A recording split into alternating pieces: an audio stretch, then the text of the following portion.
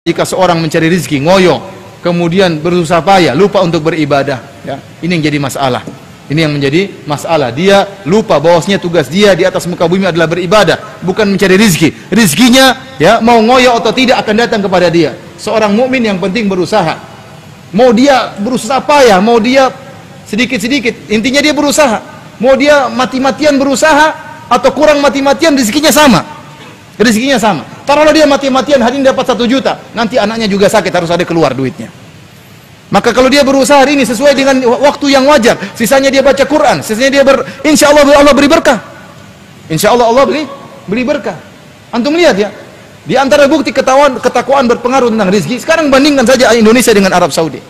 Arab Saudi itu tidak ada yang rajin, ini benar ini. Antum pergi kantor-kantor, mana ada yang rajin kemudian bekerja banting tulang seperti kita, part time, tambahan time, dan time yang lainnya. Banting tulang, tapi subhanallah duitnya segitu-segitu aja.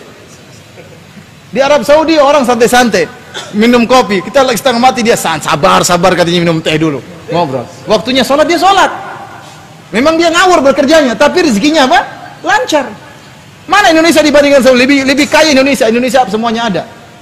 Minyak bumi ada, gas bumi ada, hutan ada, semua diekspor, bahkan perempuan pun juga diekspor jadi TKW. Saking banyak yang diekspor.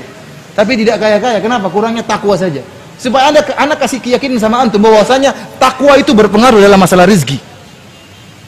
Allah yang mengatakan, "Wa may yattaqillaha yaj'al lahu makhraja." Barang siapa yang bertakwa, Allah berikan jalan solusi. Wa yarzuquhu min haitsu la yahtasib. Dan Allah berikan rezeki kepada dia di arah yang dia tidak sangka-sangka. Maka antum berusaha, antum bekerja, waktunya sholat, ya. Dan saya sampaikan kepada antum, Allah memuji dalam Al-Quran. Allah tidak memuji orang yang di masjid terus, yang baca Quran terus, yang zikir terus, tidak. Tapi yang Allah puji orang yang berdagang, orang yang bekerja, yang bertransaksi, tetapi jika datang panggilan Allah, dia sholat. Kata Allah Subhanahu Wa Taala, antum catat ayat ini biar antum tidak lupa-lupa, ya.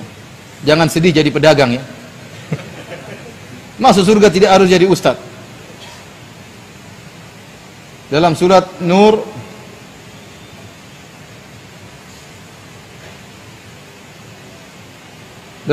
ayat 37. Surat 24 ayat 37. Surat ke-24 ayat 37. Kata Allah, "Rijalun la tulhihim tijaratun wala bai'un an dzikrillahi wa iqamis salati wa ita'iz zakah. Yakhafuna yawman tataqallabu fihi al-qulubu wal absar." Para lelaki yang mereka berdagang, mereka bertransaksi, tetapi perdagangan mereka dan transaksi mereka tidak melalaikan mereka dari mengingat Allah, dari sholat. Ini yang Allah uji, Allah puji orang-orang seperti ini. Kenapa mereka hebat? Mereka harus cari rezeki. Kenapa? Karena mereka punya tanggung jawab untuk ngurus anak dan istri. Mereka harus bekerja. Kenapa? Mereka ingin menafkahi orang tua mereka. Tetapi pekerjaan tersebut tidak melalaikan mereka untuk sholat, untuk berzikir kepada Allah, untuk mengingat hari kematian, untuk ikut pengajian, untuk bersedekah, untuk baca Quran. Ini yang hebat seperti ini. Ini yang Allah puji. Maka saya katakan, Allah tidak memuji orang di masjid terus baca Quran terus nggak pernah bekerja. Tidak, ini tidak pernah disebut dalam Al-Quran. Justru sebaliknya, Allah memuji orang yang bekerja, namun pekerjaannya tidak melalaikan dia dari apa? Dari mengingat Allah Subhanahu Wa Taala. Dan husnudzon kepada Allah. Allah tidak akan biarkan kita kalau kita bertakwa kepada Allah. Antum dulu waktu dalam perut, siapa yang kasih rezeki? Antum nggak bisa apa-apa dalam perut, Allah sudah kasih rezeki. Sampai 9 bulan Allah kasih rezeki melalui ibu antum. Setelah itu antum keluar bayi, nggak bisa apa-apa, cuma bisa menangis. Tahu-tahu Allah beri rezeki dengan air susu dari ibu antum. Tahu-tahu Allah sudah latih bagaimana cara menyusu dari ibu antum. Allah yang latih, sudah tahu, tiba-tiba sudah bisa. Allah kasih rezeki. Kemudian Allah kasih rezeki sampai ente besar, sampai kuliah, sampai lulus.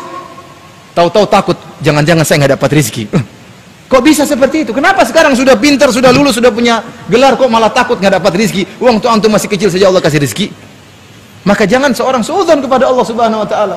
Yang penting dia berusaha, disertai dengan takwa, maka insya Allah Allah akan berikan dia kepada dia rezeki.